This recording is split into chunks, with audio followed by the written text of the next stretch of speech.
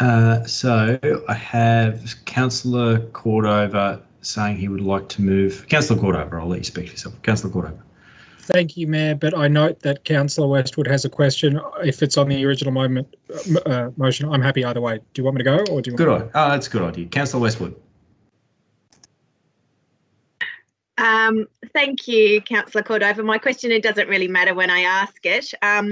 It was about the voucher system, and I know there's 6 different options presented here, but in terms of offering vouchers, how would we ensure the integrity of a system like that, so that the vouchers weren't transferable to residents outside our municipality or couldn't be used more than the intended number of times? Mr. Reeve. Through you, Mayor. Yes, look, other councils have used a variety of different methods to do that. So some actually use the rates notice. Some of them actually put a special QR code on the rates notice so you can actually scan off there as well at the same time there, which would probably be the easiest thing to actually do. I guess the main thing would be to actually ensure that the vouchers were actually getting used for the right thing, as you say. So that's always the risk associated with vouchers, that people will use them as a tradable commodity. So I would suggest that the QR code seems to be the best way to actually go about it.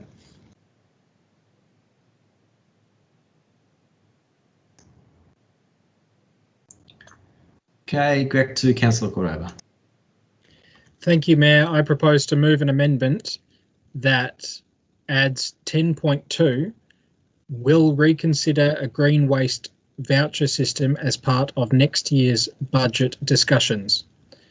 So it would add the words that council will reconsider a green waste voucher system as part of next year's budget discussions.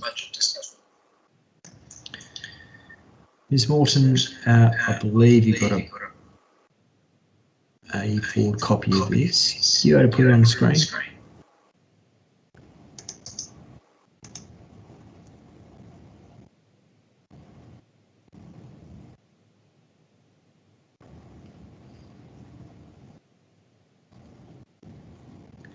I think there's a, oh yeah, it looks like, sorry, you're onto it. I'm happy to second that, Mayor. Just wondering if Councillor Cordover would, instead of saying for next financial year, potentially say for the 2021-22 financial year, just to be clear which financial year he's referring to. Yes, I'm happy with that. Okay, instead of moving an amendment, let's check with Councillor Grace and Councillor Fox whether they're happy with it. Councillor Grace, are you happy with this proposed change? Yes, I think the Deputy Mayor jumped in, but that's okay, Deputy Mayor. I'll forgive you. Yes, I'm happy with that. I'm also happy with that. I think that's a reasonable thing to be asking, and it's basically what I alluded to when I spoke. Thank you. Sorry, great. Councillor Cordover, would you like to continue with your contribution? Thank you, Mayor, and thank you to the mover and seconder for accepting that amendment. This motion, I'm getting a bit of feedback, so if people could put themselves on mute, that'd be great. I think that there's a huge community appetite for a green waste voucher system, and I recognise that there were several caveats put in the report, which to me indicated a kind of worst case scenario, that is assuming a 100% take-up rate, also assuming that it was a provision that was given to all properties rather than just restricting things to properties as mentioned over 4,000 square metres, which I assume was reasonable. Also, we probably do need a bit more specificity around whether having free green waste days or weekends is mutually exclusive with having a green waste voucher system. So there are still some elements that I think require more discussion, but the fact remains that there is enormous community appetite. We know now that it's done elsewhere quite easily, that a rates notice can go out with a QR code attached to it quite simply.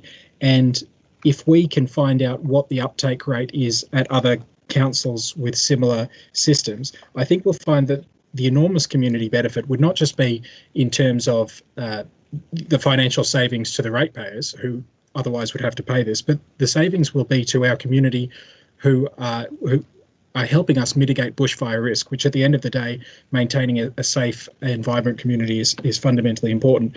But it would also, I think, engender a great deal of community goodwill, because this is something that certainly in my short time on council, I've already heard many people talking to me about this. So it's something that I think we can do. It's something that we should do.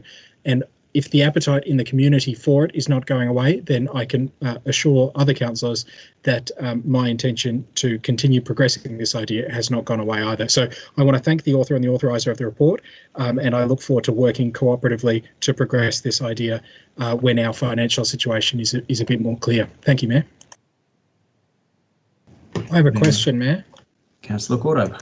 Thank you, Mayor. My question is, when we talk about increasing free green waste weekends at Bruny Island and Bretta, so I'm looking at 4.3A on page 179 of my agenda, it says that that option would incur an extra $17,000 expense to council. And I just want to clarify for all those people listening, is that an opportunity cost expense or is that an actual expense? Are you saying that it's the cost of the revenue that we would recuperate if people had to pay the fee, or is it an actual expense that we have to pay? Is that question clear? Mr. Reeve. Through you, Mayor. So that's actually a bit of both. So there is an actual expense to council there in terms of doing that. So part of it's to do with actually the recuperation of the actual fees coming in. Part of it's to do with actually the cost of actually dealing with the additional loads as they come into the site as well. So a little bit of both. Sorry, Mayor, is there any indication on what proportion, what's the percentage of opportunity cost and what's the percentage of actual cost?